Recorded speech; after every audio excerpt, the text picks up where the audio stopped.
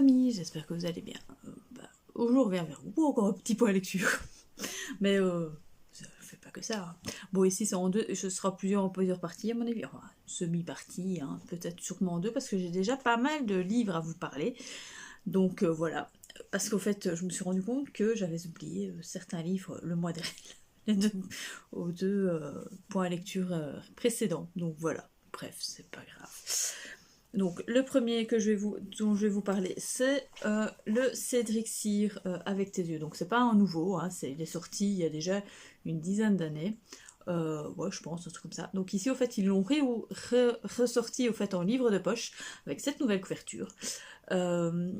C'est un thriller fantastique, on va dire ça comme ça, qui franchement était vraiment pas mal. J'ai vraiment apprécié. Page Turner à fond.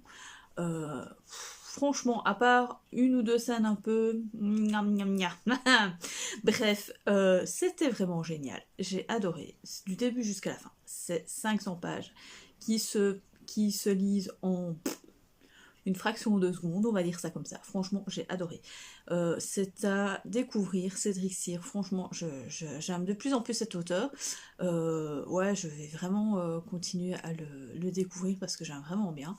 Donc ici, c'est l'histoire d'un homme. Par contre, j'ai oublié les prénoms comme d'habitude. Bref, c'est l'histoire d'un homme. Je ne sais plus comment il s'appelle.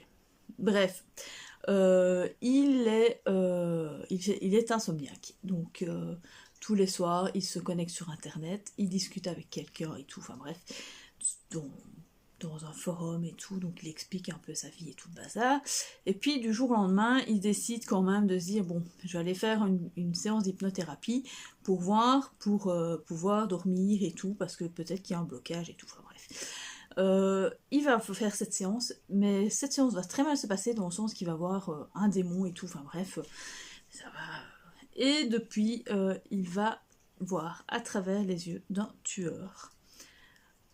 Alors, il ne sait pas si c'est vrai, si c'est pas vrai. Enfin bref, il va voir des horreurs. Et on va suivre, au fait, cette enquête, entre guillemets, parce que, au fait, il va y avoir une enquête parce que lui va se retrouver mêlé donc à la mort d'une jeune fille, parce qu'il va aller voir donc à travers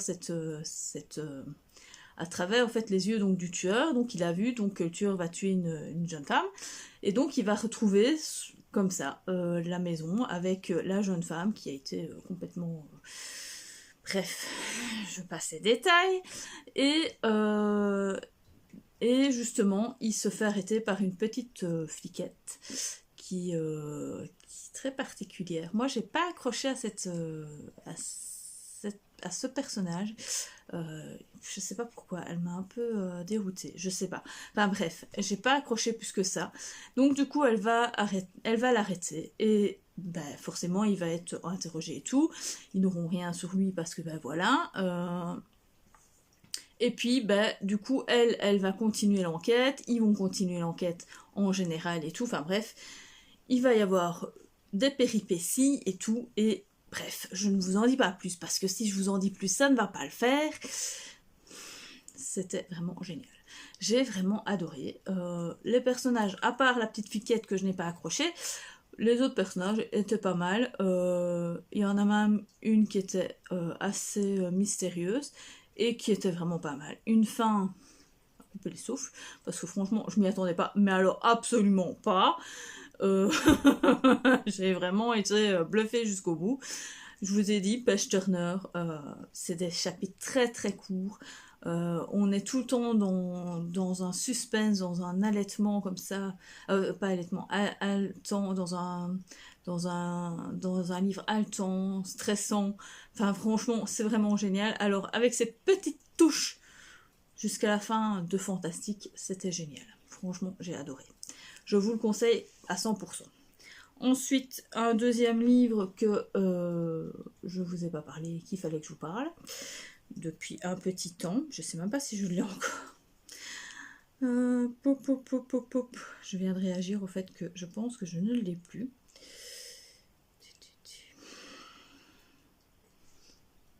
Non, attendez. Yep. voilà, je suis de retour. Donc, j'ai oublié de vous parler. Ça fait déjà un petit temps que je l'ai lu. En fait, j'ai lu en avril. Donc, voilà. C'était Léo et Lily, donc Les Experts de l'Invisible, le tome 3, Opération Petite Souris, de Christine Sabat, chez Scrineo. Donc, c'est vraiment pour jeunesse, hein, 8 ans. Tout à fait faisable, sans problème. Un petit livre de 200 pages. Il y a une ou l'autre petite illustration, mais sans plus. Enfin bref, c'est une belle petite histoire. Je vous en ai déjà parlé. Donc c'est donc de Léo et Lily. Ce sont deux jeunes enfants qui voyagent dans l'invisible, dans les mondes entre guillemets imaginaires, et enquêtent sur des petites sur des faits. Donc il y avait eu le premier tome, c'était Opération Noël, je pense. Je ne sais plus exactement le titre. L'autre, c'était Opération Halloween, dont je vous ai parlé, le tome 2, que j'avais super bien aimé. Et donc ici, ça parle de la petite souris, donc de la petite souris qui vient chercher les dents des enfants. Donc quand il la perd dans leur lit. Donc ici, nous allons suivre au fait Léo et Lily dans ce monde qui est celui de la petite souris, parce que la petite souris a un problème. Il y a un rat super méchant, très très très méchant, qui veut voler les dents, qui vient voler les dents des enfants pour devenir invulnérable. Attention. Donc du coup, eh bien, mais alors le problème c'est que du coup, les souris, dont la petite souris, elles perdent leur pouvoir et tout, et donc c'est pas très bien. Donc voilà. Et donc Léo et Lily, ils vont l'aider à résoudre ce problème et à faire partir ce méchant petit rat. Enfin bref, j'ai vraiment adoré, j'ai trouvé ça super mignon, ça se lit tout seul. Bah, bien sûr, c'est pour les enfants, donc moi je l'ai lu en quelques heures, hein, mais franchement, c'est super mignon. Je trouve l'histoire hyper mignonne. J'adore ces deux personnages. Ils ont une répartie de malades. Alors ils se chamaillent et tout aussi. Enfin, c'est un peu marrant. Ça fait un petit peu peur forcément parce que on va dans un monde souterrain et tout, mais ça va pas faire des cauchemars à nos petits enfants, à nos chères petites têtes blondes. Donc franchement, je le conseille fortement. Même comme première petite lecture qu'on peut lire à un enfant de 6-7 ans, un truc comme ça, qui ne sait pas encore tout à fait lire, lui lire et tout, ça peut être pas mal, franchement, par jour, un chapitre ou deux par jour, ça peut être vraiment super génial. Donc franchement, je vous le conseille fortement. C'est vraiment une très très bonne saga, série qui franchement... moi, elle me gave. Enfin, elle m'émerveille à chaque fois. Je suis vraiment portée dans cette petite histoire. Donc voilà, je vous en parle. Oui, je sais, je vous dis pas plus parce que voilà, ça sert à rien. Hein, je vais pas vous spoiler toute l'histoire quand même. Ce serait pas. Mais vous devez lire Léo et Lily, les experts de l'invisible. Et l'histoire et la couve, elle est trop mignonne, franchement. Enfin bref. Ensuite. Un autre livre, oui, je vais vous parler, comme ça sera fait. Oups. Où est-ce qu'elle est? Là. Yep. D'une petite BD qui est le fil de l'histoire racontée par Ariane et Nino, Les Jeux Olympiques, Les Seigneurs des Anneaux. Je ne sais plus c'est de qui par contre. Ça, je ne sais plus.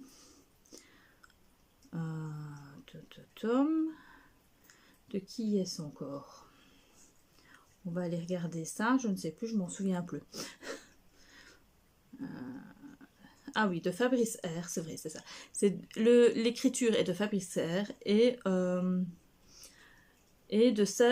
dessin de Savoya, je ne sais plus son nom, Savoya, oui, Savoya. Donc voilà, chez Dupuis. C'est chez Dupuis. Donc c'est une série donc sur l'histoire, donc on parle de tout, des Grecs, on parle de la préhistoire, enfin bref, de personnages importants et tout. Enfin bref, c'est une série découverte sur l'histoire. C'est vraiment pas mal. Donc c'est deux jeunes, donc deux jeunes qui nous expliquent le début et jusqu'à maintenant des Jeux Olympiques. avec des images super bien, des dessins qui sont vraiment super bien,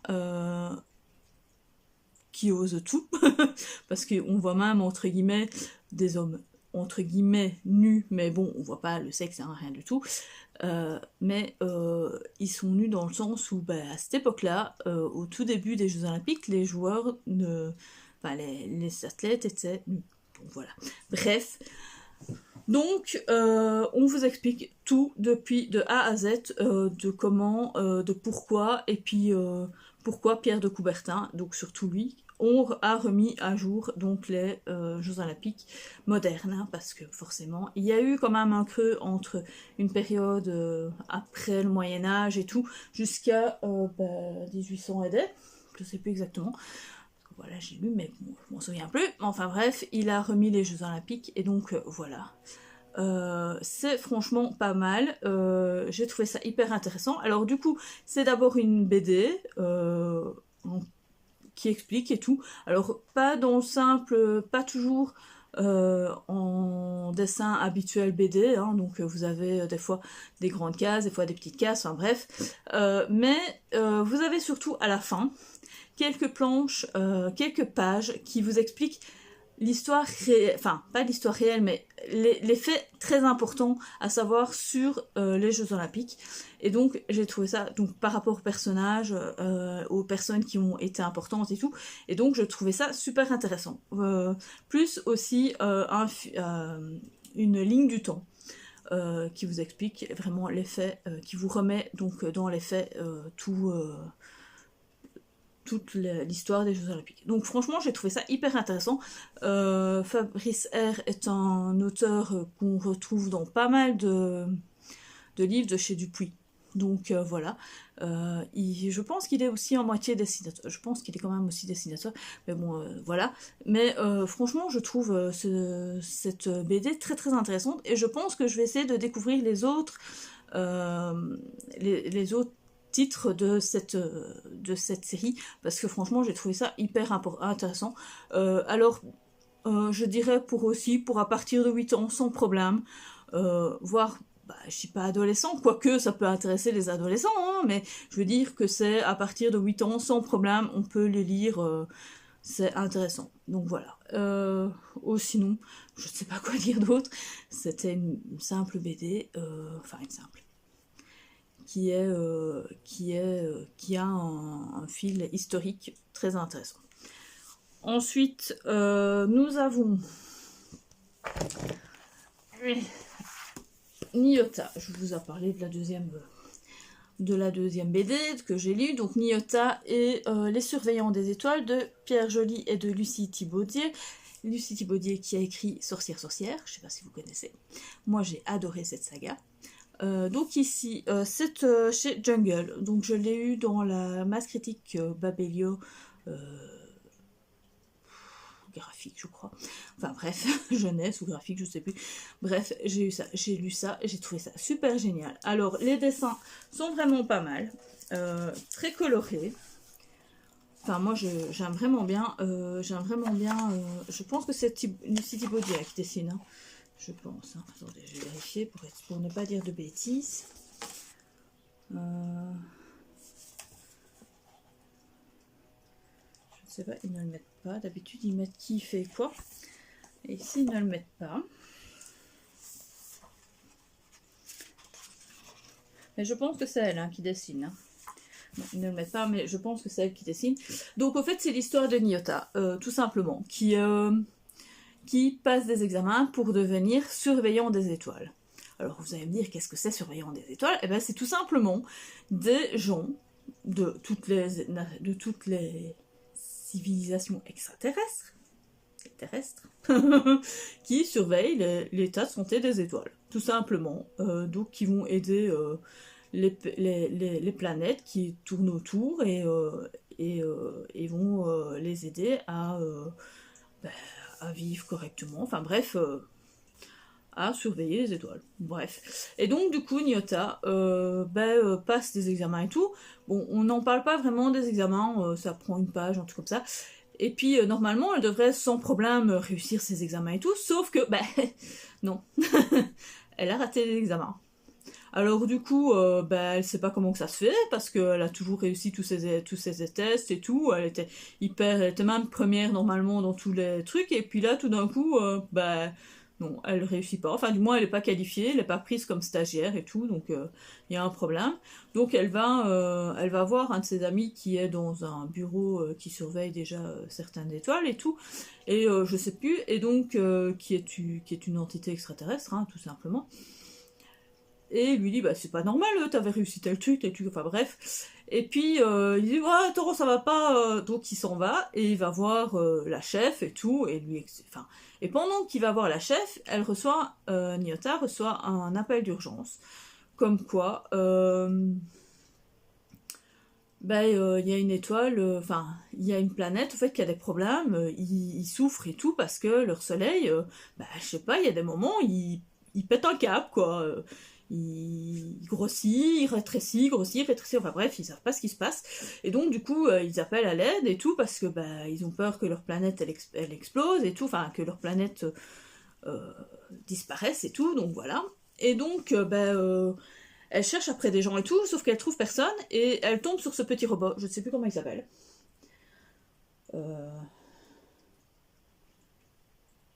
Je regarde s'il est marqué. Non, ils ne disent plus comment il s'appelle. Enfin bref, elle tombe sur ce petit robot qui est petit robot de ménage. Et il lui dit, oui, enfin, on a reçu un appel et tout. Enfin, lui était là, en fait, il entend toute l'histoire et tout. Et donc, du coup, il dit, bah attends, on va prendre le vaisseau Rapace. Non, non, ils prennent pas le vaisseau Rapace, ils prennent un vaisseau nettoyeur et tout, et donc ils partent à la rescousse de cette planète ALX2.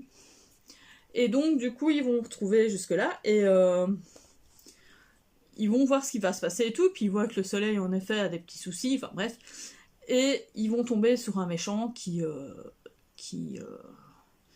en fait essayer de... qui est soi-disant un cadet de l'espace, mais qui n'en est pas, enfin un surveillant de l'espace, mais qui n'en est pas. Enfin bref, je vous explique pas tout. Tout ce qui est bien, c'est qu'à la fin, on vous explique ce que c'est une étoile, et ce que cette étoile au fait a, parce que je vais pas vous dire quand même comment ça se termine, hein, et pourquoi l'étoile était comme ça, enfin bref. Et donc du coup, là, ils inventent un truc par rapport à une étoile, qui ne se passe pas, hein, c'est pas possible. Mais enfin bref, et donc du coup, ça se passe pas comme ça. Et ils expliquent réellement ce que c'est ce type d'étoile. Et donc j'ai trouvé ça hyper intéressant. Et il y a même un petit quiz à la fin. Donc voilà. J'ai trouvé ça super bien. Donc, et il vous réexplique en même temps les différents tenues et grades aussi. Donc voilà, moi j'ai trouvé ça super mignon. C'est un début de série parce que ça va être une série, hein, je pense. Enfin ici, ils mettent c'est le titre Supernova. Donc je suppose que voilà, ils vont continuer la saga. Et moi j'ai trouvé ça super bien. J'ai trouvé ça vraiment intéressant. Je vous conseille fortement aussi à partir de 8 ans, sans problème, 8-9 ans.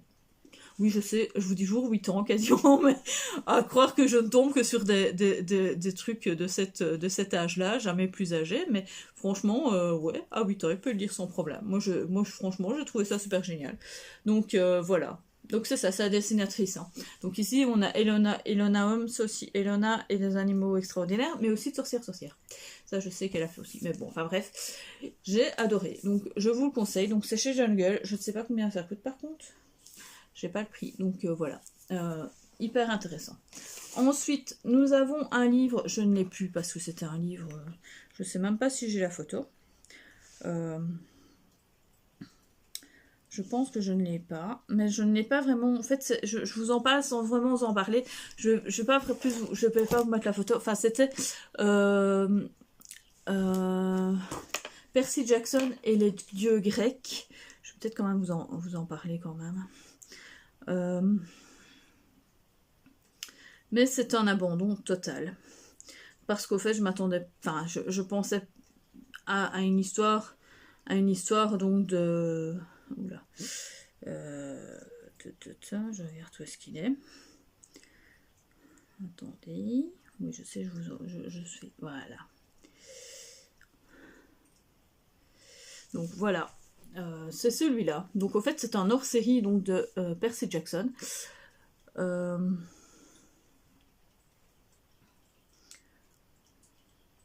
vais vous le mettre en grand.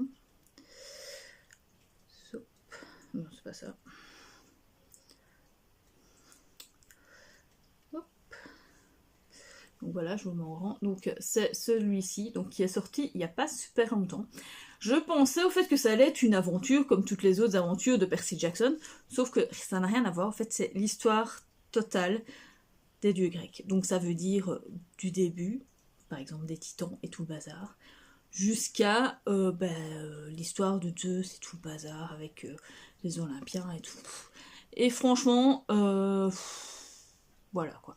J'ai déjà lu, en fait c'est vraiment, on va dire une partie, c'est vraiment un livre mythologique sur la mythologie donc des Grecs, des dieux grecs. Et moi ça m'a pas intéressé parce que j'en ai déjà lu 2, 3.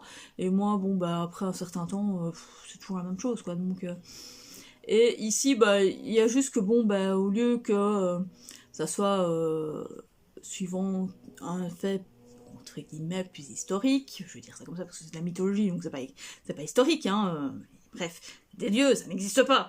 Mais enfin, bref, par rapport à ce qu'on a entendu pour adultes, ici, on va vous parler d'un truc un peu plus enfantin, plus ado et donc plus abordable et tout, et avec des petites anecdotes un peu marrantes et tout, mais bref, moi ça m'a pas... donc on vous parle, donc je vous dis des titans, du Tartare, de la mère des dieux et tout, enfin bref, et de tous les dieux qui sont venus par après, enfin, moi ça m'a pas intéressé, donc j'ai abandonné complètement. J'ai lu, je sais plus combien de pages, je crois que j'avais lu peut-être une petite centaine de pages quand même, pour savoir si c'était vraiment ça, ou si c'était juste une histoire, tu vois, et qui allait avoir une intrigue et tout, mais non, pas du tout, donc voilà, moi ça, c'était juste ça, je m'attendais pas à ça comme histoire, donc voilà, vous êtes prévenus, si vous attendez à une histoire comme l'histoire de Percy Jackson au départ, vous n'en aurez pas, ça n'a rien à voir. Voilà, c'est juste Percy qui vous explique comment sont nés les dieux grecs. Voilà. Donc c'est pas que moi ça m'intéresse pas, c'est pas ça que j'attendais. Je m'attendais vraiment, comme je vous dis, à une intrigue, donc c'est voilà. Ensuite, de quoi je vais vous parler? De Agatha Raisin et le coiffeur des dames. J'ai le livre, mais je sais pas où j'ai mis, donc je vais vous montrer l'image. Oui, aujourd'hui, je sais pas, j'ai pas sorti mes livres en fait. Je sais pas où j'ai mis le livre. Il est même pas là. Bref, donc c'est le tome 8, donc oui, je crois que c'est le tome 8, donc d'Agatha Raisin, donc de MC Bicton, donc chez Albin Michel. Je l'ai lu en livre normal, hein, mais je sais pas ce que j'en ai fait. Bref, c'est une enquête qui au départ est assez lente, assez longue.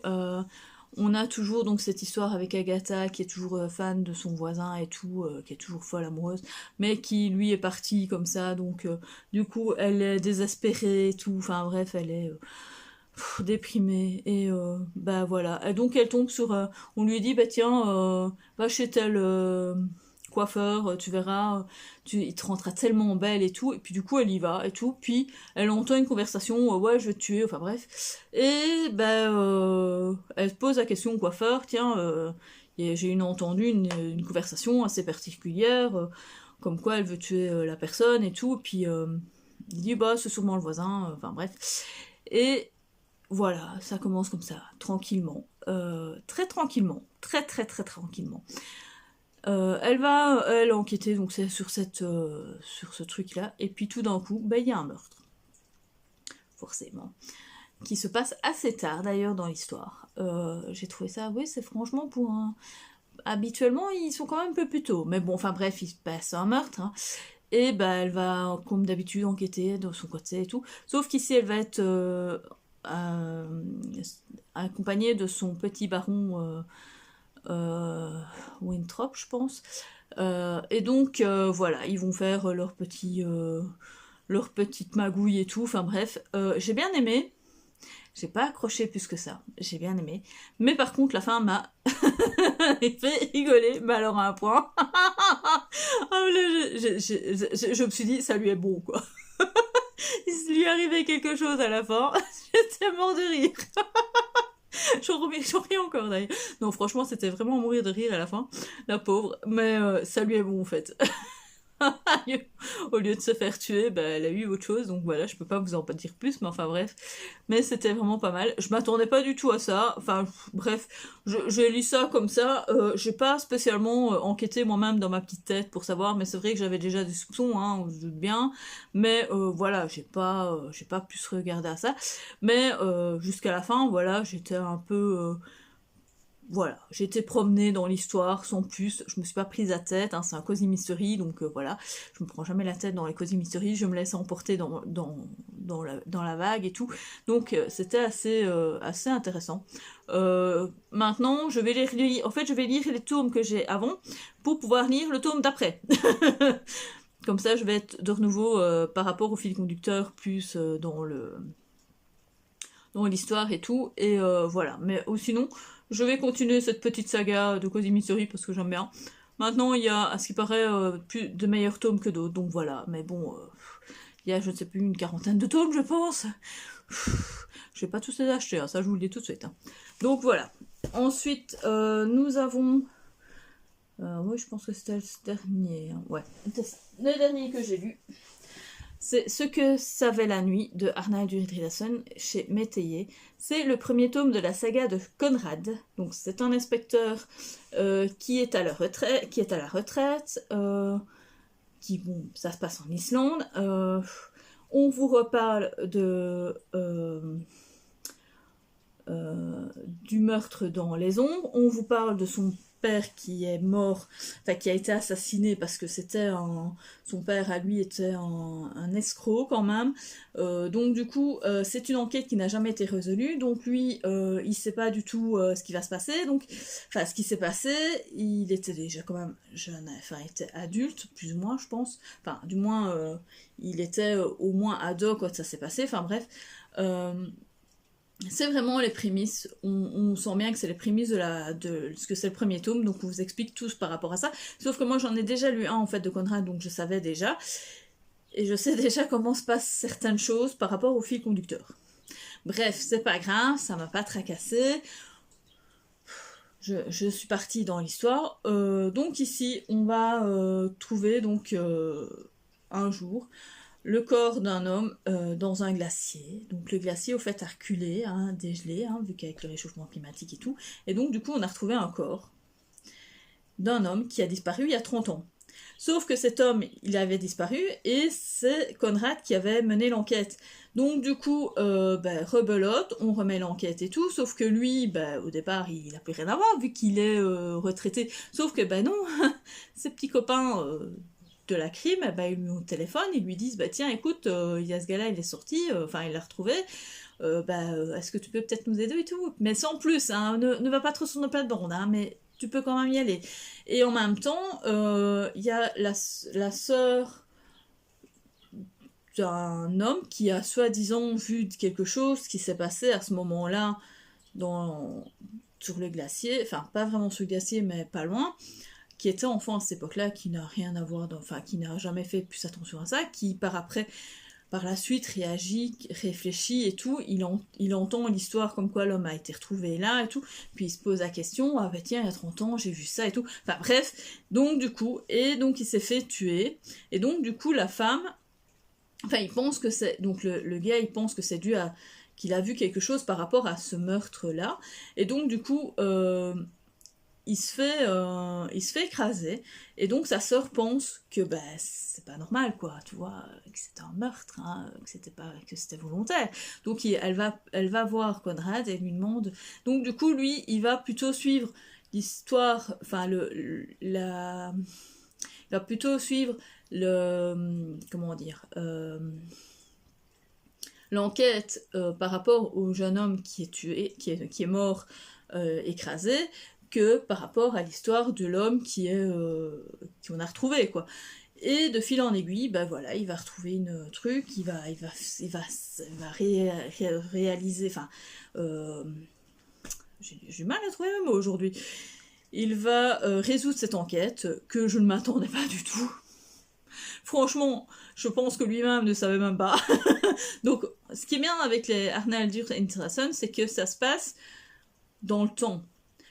Comment je veux dire, on voit que les jours défilent, sans problème, petit à petit, on sent qu'il y a des jours, il n'y a pas les dates, mais on sent bien que ça se passe que ça va se passer sur une semaine, grand max 15 jours, vous voyez, c'est pas une enquête qui va prendre 3 mois, 5 mois, 10 mois, non, on sent bien que ça se passe sur tout, que ça se passe tout doucement, sur la durée, sur une durée normale de jours et tout, donc voilà, il va voir telle personne, puis telle personne, puis telle... Enfin bref, et de là, de fil en aiguille, il va trouver qui a fait quoi, qu'est-ce, comment, enfin bref, j'ai adoré. Enfin, comme d'habitude, moi j'avais à peine commencé le livre que j'étais déjà dedans, pour vous dire.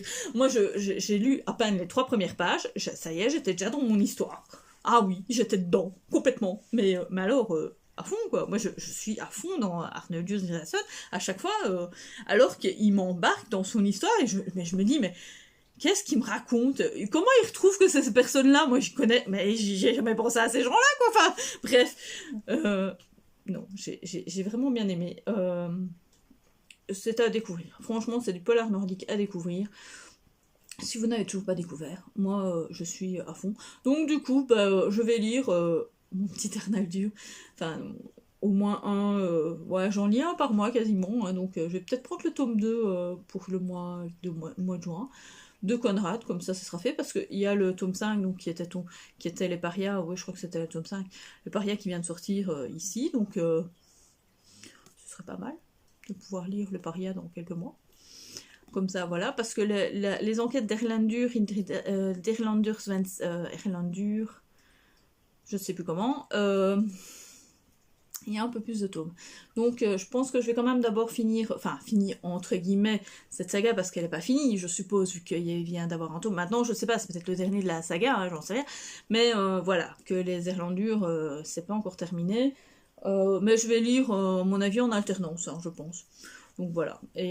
Mais du coup, ce qui est bien, c'est fou, c'est qu'on revient dans la trilogie des ombres, on revient un peu avec Erlendur et tout, enfin bref, c'est génial. Moi j'adore ça, qui mélange comme ça, entre guillemets, ses sagas, sa trilogie et tout, mais c'est parce qu'au fait on parle toujours de l'Islande, de Reykjavik, il y a toujours un point, il y a vraiment un fil conducteur dans toutes ces sagas, et je trouve ça génial.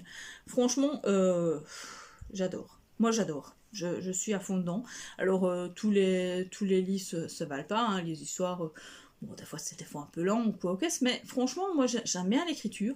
Je vous dis, moi, dès que j'ai les 3 premières pages, j'étais déjà à fond dedans. Ça se lit tout seul. Moi, je suis emportée et tout dans l'histoire et tout, donc voilà. Bref. Voilà, j'ai fini. Je regarde, hein, j'ai ma petite liste de livres que je vais lire, parce que cette fois-ci je l'ai prise, hein, parce que j'en avais oublié la fois dernière. Donc voilà, je vous ai tout parlé. Donc pour le moment, je termine ce petit point lecture. Mais à mon avis, je vais vous parler de 2 ou 3 autres lectures dans quelques jours, parce que voilà, Voilà, tout simplement, parce que comme ça sera fait. Il y aura plusieurs livres... qui seront lus, enfin j'espère. Cette semaine c'est un peu compliqué parce que voilà, j'ai Roland Garros qui commence. Donc du coup, je lis plus, ou très peu. Et comme j'ai commencé la grosse bricasse du journal d'Alan Rickman, c'est très compliqué. Mais vraiment très compliqué. Donc voilà. Je peux vous dire que là tout de suite c'est intéressant, mais c'est pas hyper fulgurant. Hein. Là il n'y a pas eu de révélations hyper importantes. Hein. Je ne suis que dans les années début 90, enfin milieu du 90, parce que j'ai fait 93 et 94, je pense. Je sais même pas si je suis déjà en non, je suis qu'en 94, donc je suis vraiment qu'au début, hein, j'ai lu 80 pages à tout casser. Donc voilà.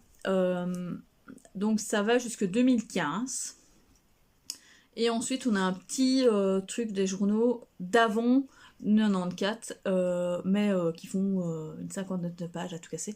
Donc, bon, forcément, c'est assez décousu, hein, c'est un journal réel, bon, un typique journal, mais bref, c'est intéressant. C'est juste que, bon, il faut connaître les gens, et on parle beaucoup d'acteurs et tout bazar, donc quand on les connaît pas, c'est un peu bizarre. Ils parlent de gens qu'on ne sait pas qui c'est, donc voilà, mais bon, bref. Ça peut... on ne sait jamais qu'il y ait des révélations très importantes. J'attends qu'une chose, c'est qu'on arrive, bien sûr, au Harry Potter, hein, parce que c'est ça qui m'intéresse le plus, hein, au moment où il tournait Harry Potter, pour voir ce qu'il y a comme petit truc, voilà. Je sais qu'il a lâché quelques petites choses par rapport à ça. J'ai coupé tout ça pour ne pas être spoilée par exemple par rapport à ça, mais voilà, j'espère avoir certaines choses, mais maintenant sans plus quoi. Je veux juste savoir comment il a vécu sa vie au fait tout simplement. Bref, je vous laisse là et je vous dis à plus. Bon, je reprends donc cette vidéo avec 3 autres livres et je vais vous parler d'un début de série en manga. Donc j'ai lu dernièrement Ma part de l'ours, donc de Marine Weiss chez Sarbacane. Je sais pas quoi trop vous parler de cette histoire parce que franchement j'ai pas trop compris la finalité de l'histoire en fait. C'est juste donc l'histoire donc de 2 enfants, enfin 2 adolescents, Tim et Aurore, qui s'appellent donc Tim s'appelle West et Aurore Poole, enfin bon, ils se surnomment comme ça, vont en fait rejoindre leur mère qui est dans un asile psychiatrique pour passer une semaine de vacances en famille. Et donc du coup, ils vont dans les Pyrénées, et de là, il y a la plus grosse tempête qui ait jamais existé. Ils sont donc bloqués dans les Pyrénées avec la voiture, et il va se passer plein de choses. Donc voilà, je vais pas vous en dire plus, c'est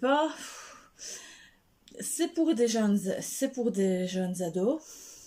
Moi je crois pas que ça soit vraiment pour cette catégorie de lectorat en fait, parce qu'il a été pris pour le prix Farniente, qui n'existe plus d'ailleurs, qui vient de se terminer ici brutalement cette année. Il y aura d'ailleurs, du coup, il y aura pas celui qui a gagné cette année, c'était un peu bizarre. Enfin bref, je pars. Bref, et donc du coup, voilà, et ils vont rencontrer plein de personnes.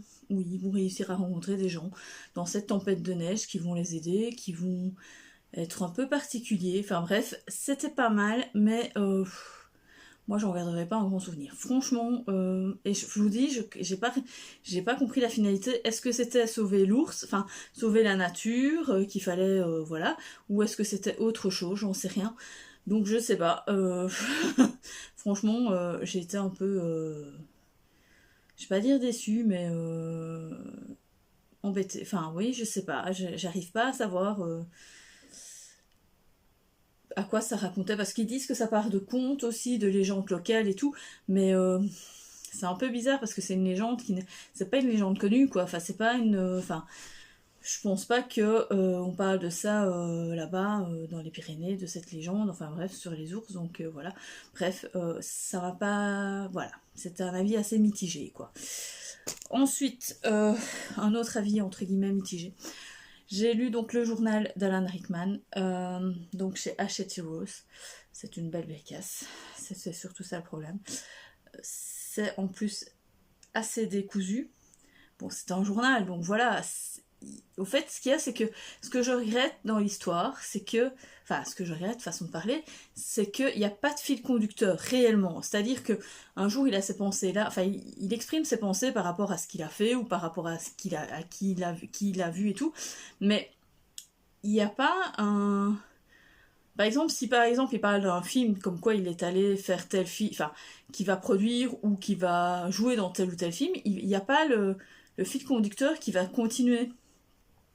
Il va pas dire ah bah tiens en fait du coup on a fait ça et tout, c'était comme ça. Non, enfin il va juste expliquer tiens j'ai fait cette scène là puis point barre quoi. Enfin voilà quoi. Enfin et point de vue personnel. Il en parle sans en parler au fait. C'est ça qui est bizarre au fait, c'est un journal intime logiquement, et tout ce qui est personnel, on n'en a pas vraiment du personnel au fait, c'est très bizarre. Donc je sais pas, bon, j'ai appris quand même certaines choses, hein, c'est certain, sur le personnage, enfin sur la personne en elle-même, sur ce qu'il a vécu dans sa vie, mais j'en retiendrai pas des mille et des liards. C'était assez compliqué d'ailleurs. Je pense que c'est un livre qu'il faut lire une page par-ci, une page par-là, enfin bref. Moi déjà j'ai zappé toute une partie parce que ça ne m'intéressait pas, quelques années, parce que c'est les chapitres, entre guillemets, sont faits par année, et avant sur chaque chapitre, je vais vous montrer ça, à chaque, entre guillemets, nouvelle année, il dit tout ce qu'il va y avoir, en fait, ce qui va être important.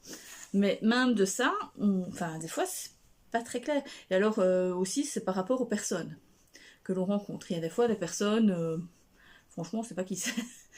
Alors, bon, mais en plus, c'est ça aussi, on sait pas vraiment. On sent qu'il a des amis et tout, mais dans un autre sens, bah, c'est pas toujours la même qu'on voit, quoi. Enfin, c'est un peu bizarre. Donc, je sais pas, bref. Et voilà. Enfin, c'est assez. C'est assez. Ouais, c'est assez particulier. Même son mariage, il en parle pas vraiment. Il a dit juste je me suis mariée, point. Enfin, et même pas, il ne dit même pas je me suis mariée. Il dit on a fait le mariage ou je sais pas quoi. Bref, c'est tout quoi. Il a même pas expliqué, par exemple, en temps normal, on explique quand même, tiens, qu'est-ce qu'on voudrait peut-être à son mariage, ou qui est-ce qu'on va inviter, ou quoi. Non, ici, rien de tout ça en fait. Juste un jour, oh baf, ça y est, on s'est marié. Enfin, c'est un peu bizarre quoi. Enfin, je sais pas, c'était très très très particulier. Bon, ce style de journal. Par contre, j'ai lu le journal d'Anne Frank. Bon, c'est totalement différent, hein, mais c'est quand même le journal, c'est quand même un journal intime. J'avais eu aucun problème pour le lire. Ici, j'ai eu énormément de problèmes. D'ailleurs, des fois, ces pensées, on sait même pas c'est par rapport à quoi, en fait. Il a une pensée et... ok, tu parles de quoi, tu parles de où, tu parles de qui, enfin, voilà, quoi, c'est... Donc c'est vraiment très... C'est très complexe. Franchement, enfin, moi, je le conseille pas à tout le monde. Ceux qui ont l'habitude de lire des journaux, peut-être qu'ils vont savoir s'y faire, mais c'est pas vraiment... C'est une biographie sans en être une. Alors, si vous cherchez les trucs Harry Potter, il y en a pas un. Il parle quasiment pas des acteurs. Il parle même... En tout, s'il y a une demi-page réelle, si on devait tout condenser et dire tout ce qu'il a dit sur Harry Potter, s'il y a une demi-page, c'est beaucoup. Hein. Il parle pas des acteurs, il parle pas des enfants, il parle pas, quasiment pas. D'ailleurs, si j'ai bien compris, au fait, il n'a joué, enfin, il n'a tourné que 15 jours sur tout le tournage du film. Il n'est allé que 15 jours sur chaque film, au fait. Donc, je sais pas. Pourtant, quand on le voit dans le film, il est quand même assez répétitif. C'est quand même un des acteurs, c'est secondaire sans être secondaire, parce que c'est pas vraiment... Voilà. Mais il y a quand même pas mal de scènes où ils sont... À mon avis, les scènes, c'était toujours les mêmes, je ne sais pas. Ou alors, ils ont remis des scènes qui s'étaient déjà faites et tout. Mais quand c'était des scènes d'ensemble et tout, ben, normalement, on devrait le voir et tout.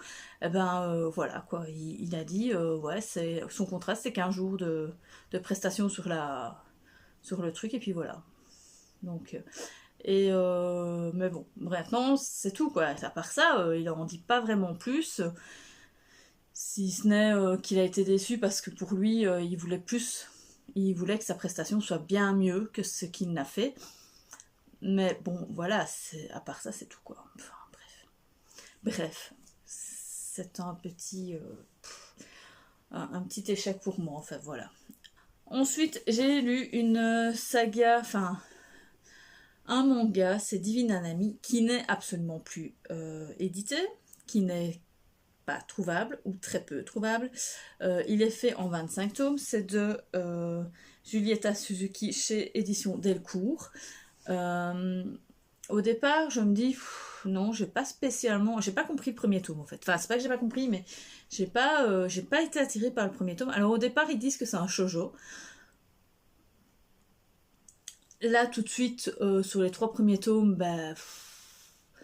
oui, non, enfin, bof, quoi. Donc, au fait, c'est l'histoire de Nanami, qui est lycéenne et qui un jour, au fait, se fait expulser de chez elle parce que son père part et lui n'a pas payé les loyers, enfin bref, du coup il se fait expulser, elle se retrouve à la rue et elle rencontre un gars qui, je ne sais plus comment il s'appelle, je sais plus s'il est marqué, non, enfin bref, et elle rencontre un mec, et ce mec lui dit, écoute, tu vas à cette adresse, et tu seras logé sans problème, nourri, logé, blanchi, sans problème.